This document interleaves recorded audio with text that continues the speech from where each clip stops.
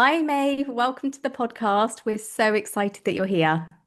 Thank you so much for having me. I'm delighted to be here. Maeve is a registered dietitian specializing in eating disorders and disordered eating. And we've been working together for quite a few months now. We've had a shared client. So I've really seen firsthand how absolutely incredible you are at your job. You really are amazing and truly, truly care. So we're really excited that you're here. So, before we get started, just to explain the topic of the podcast today, we're mainly going to be focusing on debunking food fears, specifically around UPFs, as this is a specialist area for Maeve. And then we're going to be covering a couple of other areas later on in the podcast. So, to start off, Maeve, would you mind introducing yourself, telling us how you came to this work, working with people with eating disorders specifically? Yeah, absolutely. So as you said, I specialize in eating disorders, disordered eating, food freedom. So really, I support anyone on the spectrum of disordered eating to heal their relationship with food, as long as it's safe for me to do so. Um, and that means that, some of my clients have like clinical eating disorders, but some of my clients don't have a diagnosis, but still struggle with food. And the way I work is, yeah, very person-centered, compassionate, evidence-based, and weight inclusive. In terms of why I started doing this work, so I had a disordered relationship with food myself in my teens and my early 20s. Some of those typical traits like perfectionist, high achiever, like internalized the identity of being the healthy one from an early age, and then just, being exposed to diet culture like everybody else. Um, and I think all of that definitely played into like my career choice in becoming a dietitian as well. I mean, I also loved food and I wanted to help people. But like nutrition professionals have a particularly high risk of having disordered eating. Um, but my disordered eating never developed into an eating disorder, thankfully. The worst it was really was when I was in university, kind of ironically, but understandably as well, when you're just like learning about food constantly. And I can't say the curriculum was prioritizing relationship with food. We had assignments where you had to track everything you ate and stuff like that. Yeah, I know. And so that was probably the worst I got, around kind of like food rules and guilt and shame and like some binging and like feeling out of control around food. But then in my mid 20s, so I'd been working as a dietitian in a hospital for a while. I discovered intuitive eating and it just really changed everything for me. So personally, already just from a few years experience of being a dietitian, th things had definitely improved. And but then when I discovered intuitive eating, it was just like, wow, there's this other way that really centers your relationship with food. And that was really healing for me personally. But also professionally, I just realized that like this is what I want to do, this is what I want to help people with. And I did have some experience with eating disorders specifically from my placement. And then I was a pediatric dietitian, so on the pediatric ward, supporting clients with eating disorders. And then I went back to Ireland after traveling and worked in a private clinic for a while. So there was more eating disorder work there. So I always just found that work really rewarding. And I've always had a real interest in psychology as well. So I felt like it just kind of mixed those interests. So it was in 2020 I officially took the leap to be like, okay, I'm doing it. I'm specializing in eating disorders, disordered eating. I just haven't looked back. It's just, such a privilege to be there with someone as they're, reclaiming their joy around food, reclaiming their headspace and their life ultimately. So yeah, that was kind of my journey in a nutshell.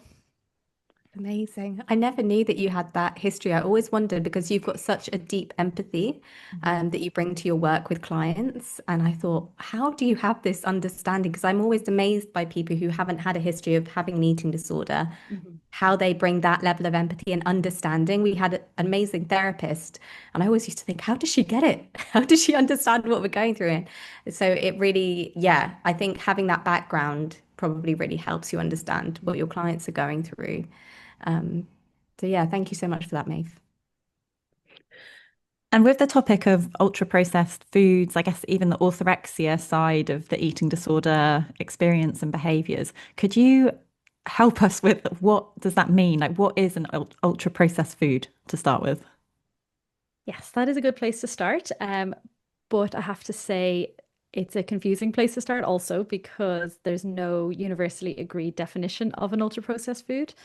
Um, what most people talk about when they talk about like what is an ultra processed food is this NOVA definition. So it's this one particular research group from Brazil who came up with this classification, but certain studies and certain people like will be using different classifications as well. But basically, their definition is foods that are made mostly or entirely from substances derived from foods and additives, with little, if any, intact whole foods. So some examples would be things like crisps and pastries and ready meals. Like people would tend to think of those kind of foods as ultra processed. But it also, like, it's a very broad category, and it includes things like shop bought bread and fortified soya milk, fortified oat milk. But if it's not fortified, then it's not ultra processed. But that version's less nutritious. Like even shop bought hummus, fish fingers, lots of like everyday nutritious foods also fall into this category. And then other foods which people are surprised to learn aren't ultra processed, like don't fit into this category, like certain kinds of shortbreads or ice creams and certain kinds of crisps.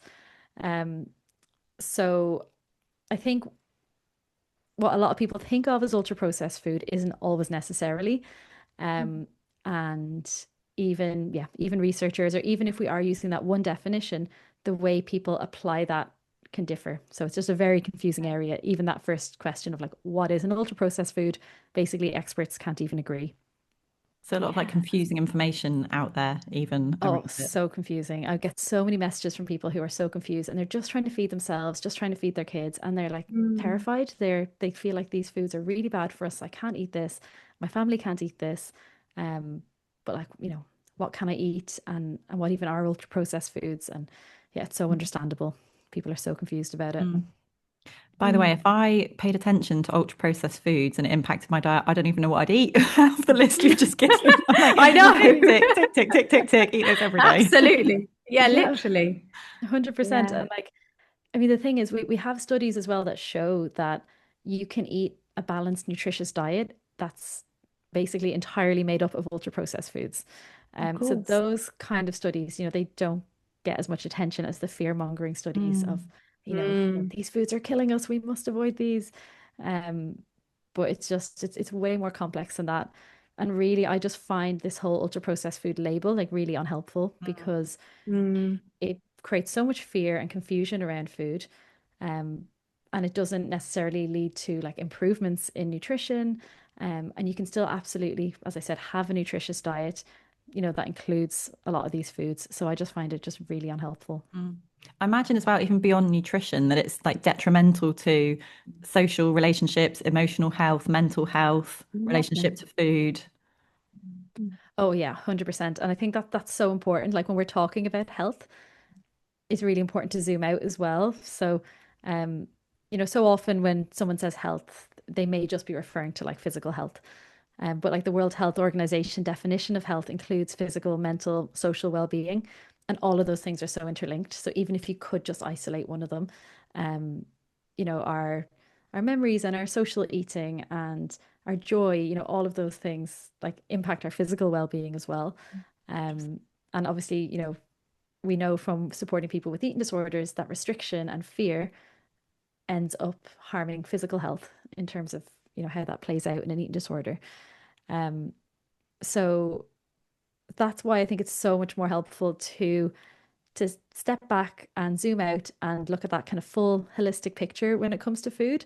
And it's about, variety, flexibility, joy, balance, rather than, really focusing on these small details. And it really encourages people to get really obsessed about like looking at food labels and spending so long in the supermarket. And, these things are disordered habits that are becoming so normalized by this obsession and this narrative around ultra processed foods. Yeah. And I bet it's great marketing. Like if you had crisps that are not ultra processed foods, saying it's a not an UPF, like I'm sure people think, well, I'll just always go for that choice. And it's not probably any different to a normal packet of crisps. Like it's all Yeah. confusing, but you'd be able to charge so much more money. Oh, 100%. And we've seen that with like Yeah. M&S's range, their like minimal ingredient range. And they focused in on the ingredients thing because so many people think, oh, it's the number of ingredients that makes it processed or not processed. Right.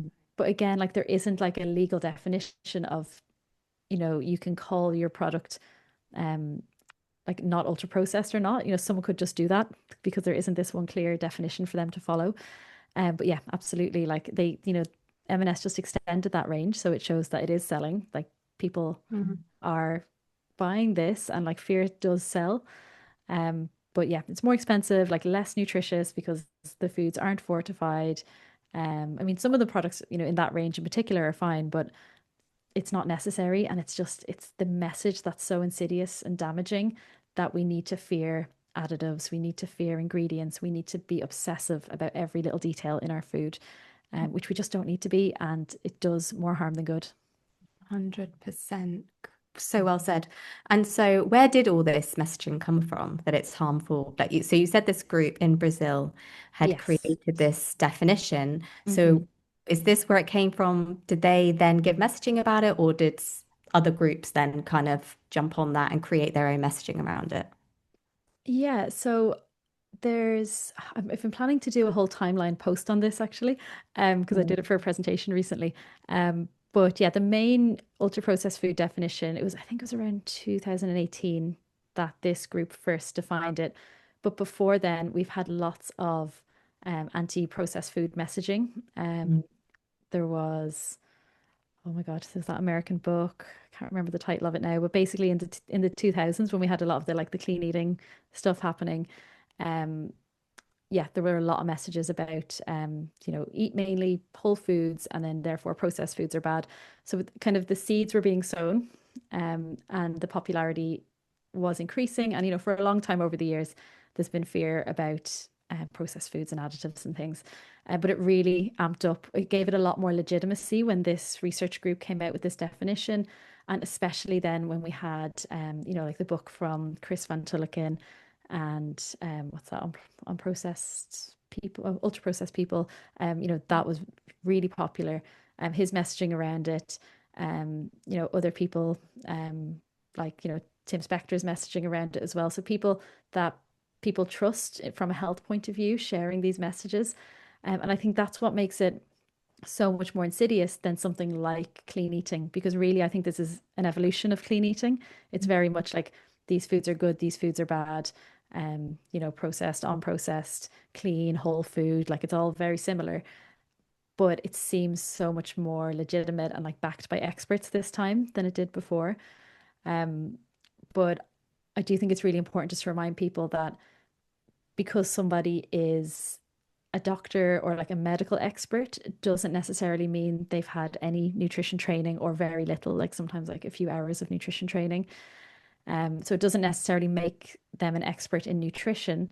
And also, I mentioned earlier that nutrition professionals are a high risk group for disordered eating, like health professionals in general are a high risk group for disordered eating as well. So yeah, I do have a concern. We mentioned orthorexia earlier, and I won't name specific names, but there are some people spreading messages about this who I do have concerns about in terms of their own relationship with food. Interesting. Also, I imagine you can be biased in how you present research as well, like presenting things that support the case and not, like you mentioned earlier, there's actually research about like you can have a completely nutritious diet on ultra processed foods, but if that's not getting mentioned as much, I guess it's not quite as like catchy or seductive, or like Saf said, it's not as good for marketing. Yeah, 100%. And I think what happens so often is, because there is some research that ultra processed foods are linked with certain health conditions, but like the word linked there is so important. It's not that they're proven to cause these things. And that's because the research is observational. So observational research being that people are followed over a period of time, and their health is monitored as well, and then they look for trends between certain things. So there might be a trend between people who eat more ultra processed foods and a greater risk of certain diseases. So that's what's called correlation. Those two things are going up at the same time. But when we have correlation, that doesn't prove causation. So that one thing causes the other. So the example that's often used to highlight this is that, like in the summer, both sales of ice cream and shark attacks increase. And then you could deduce from that, okay, well, therefore eating ice cream increases your risk of a shark attack. when that's not the causal factor there. The causal factor is it's summer and you're more likely to be in the sea, and then you're also more likely to be eating ice cream. So in that example, like summer is like the confounding factor. And we've so many confounding factors with ultra processed foods, and things like socioeconomic status, like lifestyle factors, overall diet quality. So basically, it means that it could be the opposite way around as well. It could be because somebody has a health condition, it means they're more likely to need to rely on ultra processed foods. Or it could be that there's lots of other things going on in terms of like food poverty and cooking skills, and maybe also smoking. Like there's all different factors that can be impacting this. And there was one study that actually really highlighted that. So this large study, this Nutrinet Santé cohort, the link between ultra processed foods and mortality. So this study got a lot of attention for linking ultra processed foods to higher risk of mortality. That link disappeared when they excluded people who already had an illness. And that kind of shows us that ultra processed foods was like a marker for other risk factors rather than the risk factor in itself. So basically, rather than ultra processed foods causing the illness, it was that people already had the illnesses that were more likely to eat ultra processed foods. So I think that's just one example to show you that it's so much more complex, and that when you see headlines of like ultra processed food linked with this or causing that, when you dig a little deeper, it's often not the case, or it's more complicated. Yeah, completely agree. I think that like I did have like a bit of a history with orthorexia.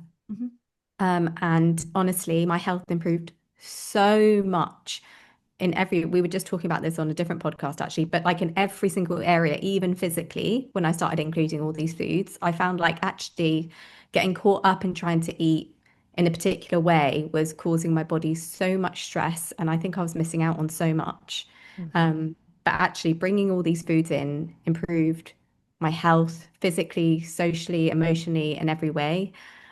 So I think that's really important, isn't it? Like to understand the nuance in some of these research and like realize that, really look into it a bit more, or listen to somebody like yourself. Your Instagram's got so much information about this. 100%. And I love that you've shared your lived experience with that. And I've seen that with so many clients as well. And as you said, not fearing foods and not restricting, it improve all of those aspects of health. And I think that's just such an important message for anybody listening to this, because I can really understand why the messages about ultra processed foods at the moment, like they really make it seem quite simple that like cut these out, therefore it'll improve your health. But really it's the opposite for so many people when it causes that fear and restriction. Absolutely. Yeah, it's quite seductive, isn't it? Like it gives you quite a simple, quick fix, like big hit way of doing something. And it's scary as well. Like, honestly, I'm going to be very honest, I've never even heard of these things. When you first said UPFs, I thought you were talking about the courier service UPS. Like she literally knows nothing about these kind of things. Yeah. That's so refreshing to hear, and I'm so glad to hear that, because like a random man walked up to me in the supermarket the other day and started telling me like which bread to buy because it has nothing in it. Just a very like an everyday like retired man, so I just feel like it's trickling down and it's normalized so much that like to meet somebody who doesn't even know the term, I'm delighted. She literally knows nothing about any of these things, like that area, which is amazing. But you're just not interested in it. It makes me think, and now you're like, yes, I have very little interest in food generally now. I mean, I like it and I eat it obviously and I join in, but I don't have any sort of obsession or like hyper focus on it at all. But also, I have no doubt that I have a brain that could have become super obsessed with this. I just think I'm pretty lucky enough that I never was exposed to this kind of messaging. Yeah. And I imagine like with your algorithm and stuff, once you start following something, it will then start kicking other things. Even my phone now, maybe even listening in, and I'll start getting something. Don't worry, I'm not going to pay any attention to it. But like, it does make me think like what you're following and consuming, like your digital world, what you're reading online, that kind of thing must have a massive impact. Oh, 100%. There's a real like rabbit hole effect from, maybe you just follow even like a beauty or lifestyle influencer who just starts kind of throwing in here and there, and oh, this is the like non-processed breakfast I'm having now, and just little bits here and there. And like, because I have to say myself as well, for somebody who like knows the research, knows all of this. Like I found some of this content triggering as well. And that's one of the reasons why I've gone, in so much detail in terms of debunking ultra processed foods, because I can really truly understand why it's so triggering for people. And yes, in a different life, I think I would totally be one of those people, going all in on this, and wanting that kind of false certainty that it promotes, and just that black and white thinking around food, around health. So I just think it's so understandable, and I'm seeing just the impact it's having on so many of my clients, and just people that are messaging me, and people whose eating disorders have relapsed as a result of this, and like it's having a A new real hook. tangible effect. It's like, I did a reel recently about this, about how, I feel like the demonization of ultra processed foods in itself is a public health risk, because of like the huge increase we're seeing in eating disorders, in disordered eating. And this is a very strong trigger for a lot of people. Obviously, no one thing causes an eating disorder, um, but it's a very significant trigger, and it's really increasing. It's getting really loud. Yeah, completely. I always think with this stuff as well, if they gave more like, how do you say it? More realistic information. I don't know how to say this, but if things came with like a list of side effects, like if you're taking a pill and it would be like may also cause, but like if the messaging was actually more complete and gave you the picture of may also lead to social withdrawal, inability to go out, like staring at packets, thinking of numbers and food and whatever all day, hyperfixation on food. Like, do you know what I mean? If you actually had a completed picture of everything that would come with it, like you'd never recommend it to somebody if you thought what this is going to do to you as a whole person and to your whole life and to your relationships. Yeah, no, 100%. That's a great idea for a reel, actually. But it's not as Getting catchy as inspo. like a Daily Mail headline, is it? No, absolutely. And so, Maeve, how do you help people to move away from that? Because actually, the more information you take in, the more confusing it honestly gets. I feel like when I had my orthorexia, like I'd hear one thing and I'd be like, right, I'm going to do that now. And then I'd literally the same day hear something completely opposite. And I'd be like, okay, now I'm going to do that. And now I'm going to do this. Like if you followed everybody's advice, you'd literally be eating nothing. I was always confused. And then, yeah. So how do you help people like step away from all that messaging and just like tap back into your own body and know that actually, right, I need to, okay, if I'm on a recovery plan, I'm going to follow the plan given, but otherwise, like, how am I going to tap into what my body truly needs, not some random person's that they've said research has shown this on? Yes. Such a great question. And yeah, it's something that comes up so often with my clients. Um, so yeah, it does depend on the stage everyone's at, each person is at.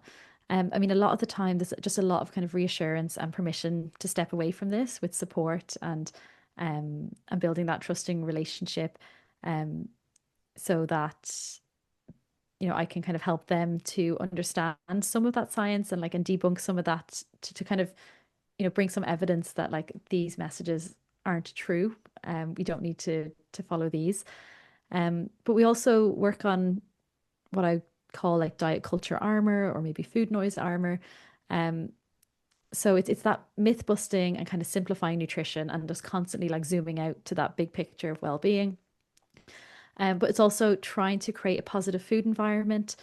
So that can be like curating social media to have less triggering messages and accounts, or maybe just taking a break from social media altogether if needed, setting boundaries, potentially around conversations and comments and things that can be triggering.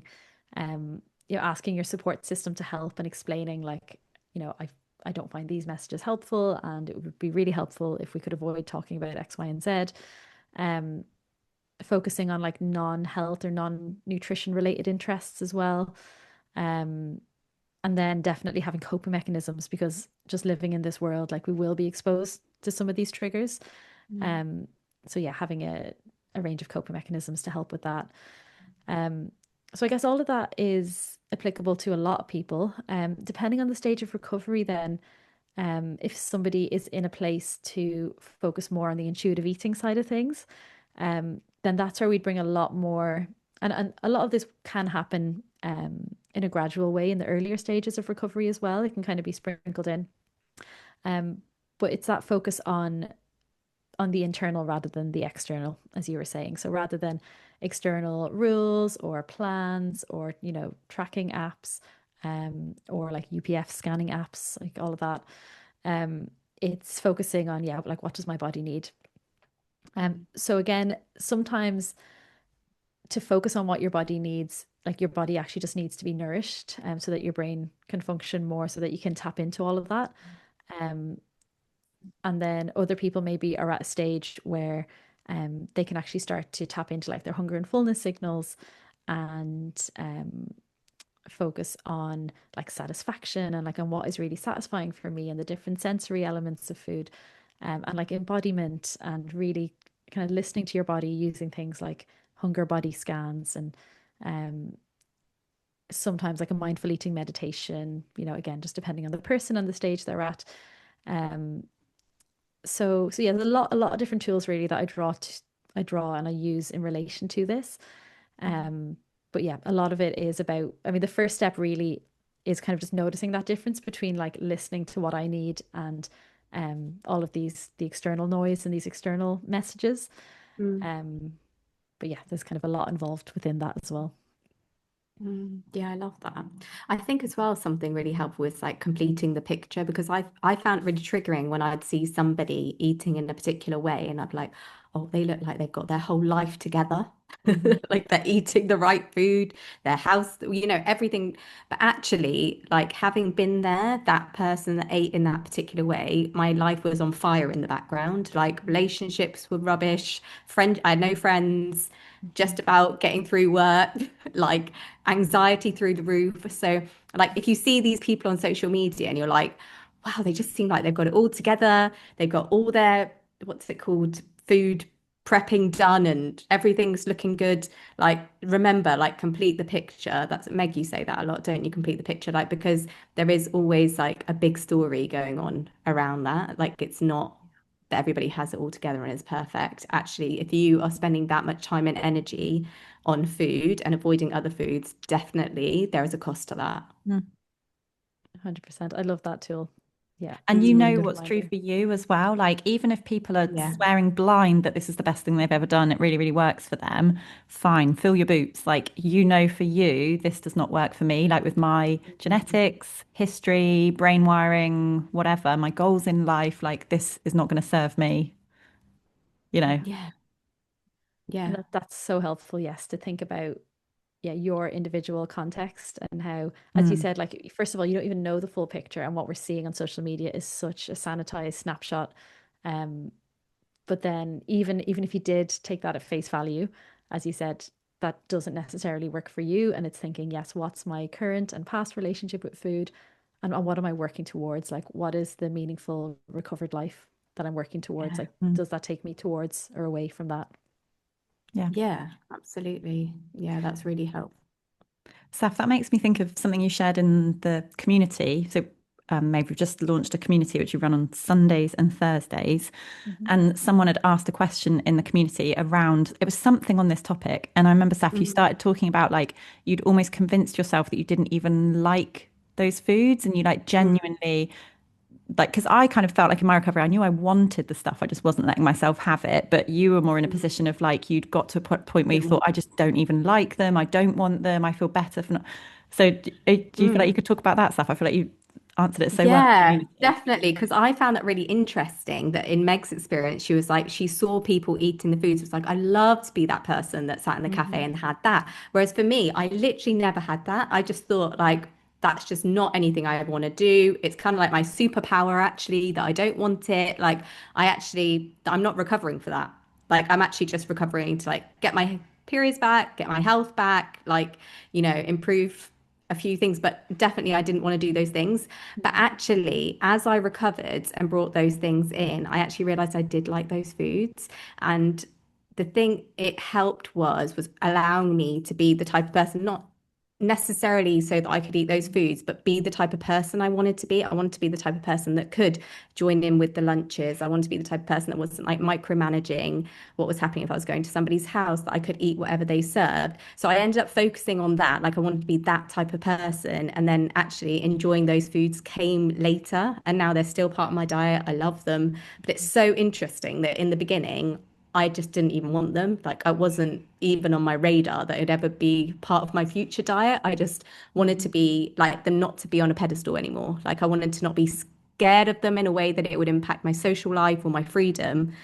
But I could never imagine myself being able to actually choose them out of genuine choice, you know? So it's crazy like how the recovery journey evolves and your taste buds change, your preferences change. You don't know. Like as you said in the beginning, Maeve, like you really do change on that recovery journey. Like you must see that time and time again with clients, like literally coming home to themselves. Yes, 100%. And like that's a really nice example that you gave of those two different experiences that you had. And I have, yeah, I've had that experience quite a lot with clients of what you described, Sophia, of um yeah, feeling like, oh, but I don't like this. And so that's more of a preference than a fear. Or that actually just the experience changes, like taste Mm, changes, and yeah, there's a lot going on there. And I think that's where having that kind of open mindset, and I love that you're focusing on, yes, what kind of person do I want to be, because then you're focusing on the behaviors and having that quite open mindset, which is just really, really helpful in terms of recovery, because you can't even fully, yeah, predict those things of like what will my eating look like when I'm recovered. Obviously there are some things you can, I'm going to be free and flexible, and it's going to be varied, and I'm going to, be able to eat socially and all those things. But like mm. the specific foods, you won't fully know until you're there. Yeah, yeah. Mhm. And And I do you, never imagined that everything would improve as a result of that as well. Like I thought if somebody had told me that that was the way it was going, I would have been like, oh, obviously I'm going to take a hit in some other, like with my health or whatever. Like I would never imagine that actually everything would improve as a result of including those foods because of all the fear mongering. Like there was just so much messaging. And I was just like the perfect customer to like just take it all in, you know? do you work with clients then to reintroduce foods they've been avoiding and they've cut out? Like, how do you go about that with people?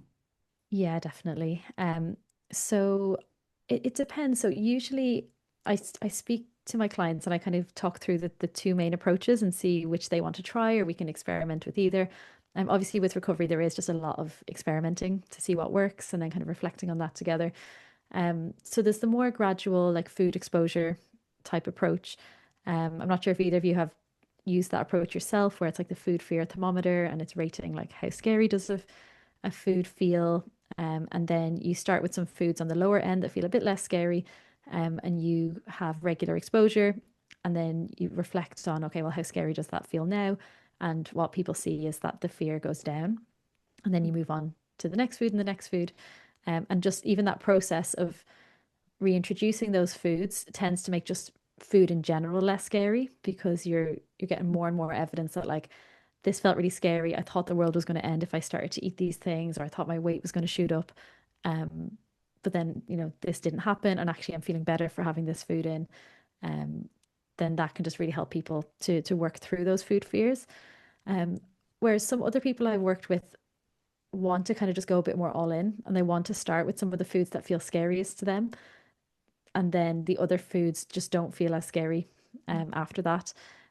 So I mean, I had one client who was around Christmas time and put together his own advent calendar with his food fears in it. So each day he would just like be taking one, and he kind of like gamified it in that way. So, some people just kind of really want to go for that and can get creative with it.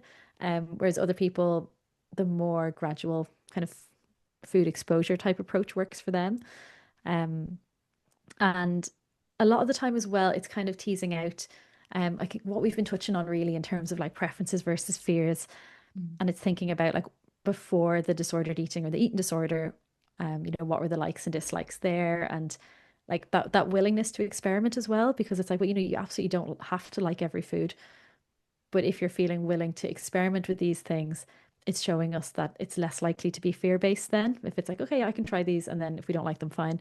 But if there's a lot of resistance or fear to kind of even trying those foods, um, yeah, that can be an indication of kind of Mm, what's going on underneath.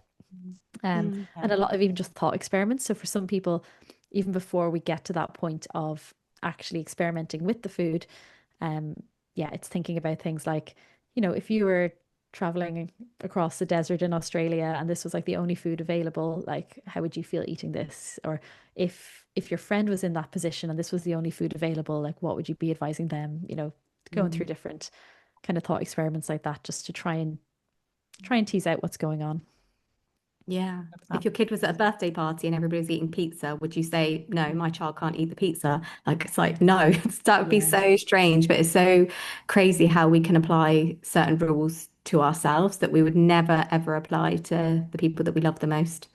100%. That's such a great example. I love coming back to that specific tool of, yes, if someone you loved was in this position, what would you do? Because it really just brings out the perspective and the compassion Mm. that we can much more easily apply to other people than ourselves a lot of the time, especially when you're really struggling with food. So I think that can really help to kind of give that perspective and again just kind of zoom out to see that, well, you deserve that care, and Mm. there's absolutely nothing wrong with having that food. Absolutely.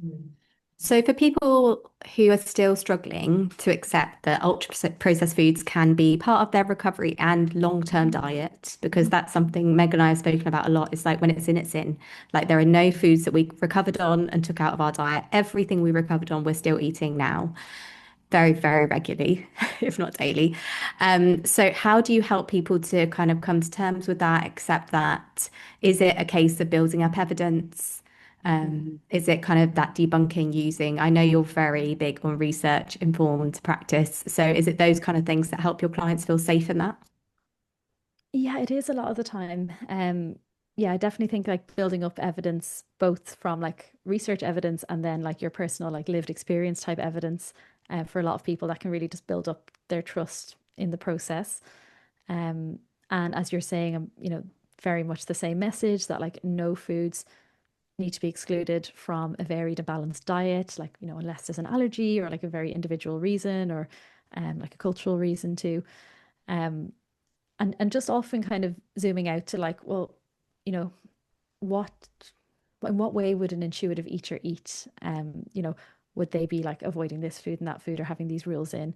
And they don't. And people can often even reflect on maybe other people they know in their life. And not to get into comparison, but just to see that someone who has a free and flexible relationship with food, can absolutely have all these foods in their diet and be really healthy and happy.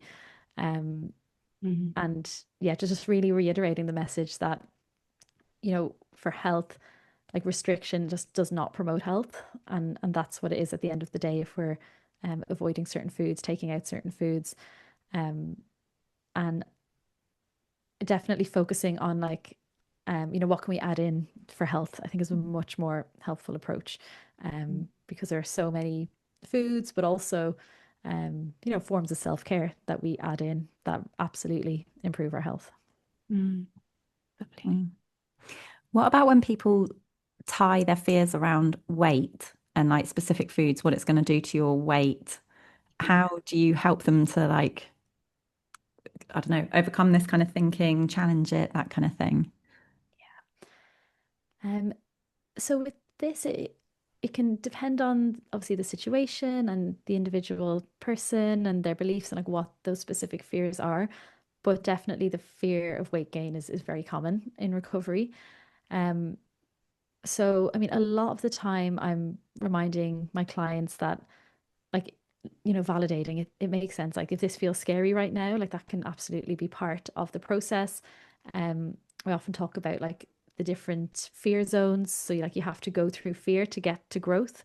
And that's often what's happening, or when the ED can get really loud and kind of amplify the fear, when you're actually making important changes, like when important things are happening. Um, but just that reminder that, especially if restoration is the goal, that, your body needs to recover to be healthy, um, and really zooming out again to overall recovery. So, how's everything going with like your sleep, your energy, your mood, your concentration, your body temperature, your bloods, all of that. Um, and like weight and restoration is one piece of that, and that's an important piece, but it's not the be all and end all of recovery. So I try not to, overly focus on that at the expense of like that big picture of overall well-being. And I do tend to find that zooming out in that way can help a lot of my clients. Um, and it's again, it's kind of like debunking or informing around specific things around nutrition about, that like one certain food like doesn't cause weight gain, and like food is more than fuel, like as we've been talking about, like all the roles that food plays, and how much it benefits our health in lots of different ways. But even just on a nutritional level, that, if there's a fear of carbs, it's like, well, carbs, are the main source of fuel for the brain, and they give us fiber and B vitamins and some protein. Or if it's dairy, it's like, well, great source of protein, calcium, iodine, B vitamins, kind of, focusing on all the things that these foods give us. But then more broadly as well, as we've been talking about with like, memories and freedom and socializing and joy. And then what I tend to do a lot as well, kind of related to that zooming out, if there's obviously a lot of focus on the weight gain in particular, it's yeah, more broadly, like what is important to you, like why, what's your why for recovery, and you know this is a step towards that recovered life. So really focusing on like, what is that meaningful life, and just seeing this as a stepping stone towards that, if it's something that is feeling really difficult. That's so powerful. Something that the messaging, like when I was kind of growing up, was around this idea of like, you are what you eat, which I never really truly understood. I feel like there is so much emphasis. Meg's like, sorry, what's that messaging now? Sorry, what's that line? Like, honestly, Meg, have you you were ever down heard on the beach, hun. You were down on the beach. Oh, sorry, Like, Meg, have you never heard of Gillian McKeith? No. I have. She's the one with the poo. Yes. Oh, I can't she remember was what, but like, she did something with poo. yeah, she used to look at yeah, poo in a she's lunchbox. Yeah. yeah, that's it. Like she was the first original poo examiner, really. But like Yeah. I never understood it, and I still don't understand it really now. I'm like, we're not what we eat. Like that is like, I am not made up of the food that I eat. Like the food I eat changes on a daily basis. I need it to fuel me, but that is not who I am as a soul, as a person. Like my personality, what I care about, my values, like how I show up as a person. So I think like this is also like a trap I personally fell into when I was struggling with my eating disorder, is that I just felt like food was the most important part. Like it gave you my self-esteem and self-worth. It's not who you are. Like actually recovery brings you back to who you truly are. So Yes, unless I'd 100%. misunderstood that whole phrase, but I just never got it. Oh no, But I'm actually, totally with you there. And like when I you was talking agree? about my earlier experiences with food, like Gillian McKeith played a big role in that. So you've struck a chord. Um, Yeah, I think it's just and our generation, right? 100%, yeah. And but that message in itself of like, yes, you are what you eat, Yeah. And all and the food shame is around it. fuel, and all the shame, absolutely. But when so oversimplifying, as you're saying, Yeah. like narrowing down a whole person to what food they eat, and that just ties so much into like all the rest of the moralizing that we get around food, and I guess Yeah. from like, Slimming World Sins and all these things, and definitely bringing it back to UPFs. It's hugely moralized. It's like, these foods are good, these foods are bad. If you eat these foods, you are seen as more virtuous. Or if you feed your children these foods, like there's guilt, or Yes. there's judgment as well on parents. So I think, Yeah. yeah, that moralizing, yeah, is a huge part of it as well.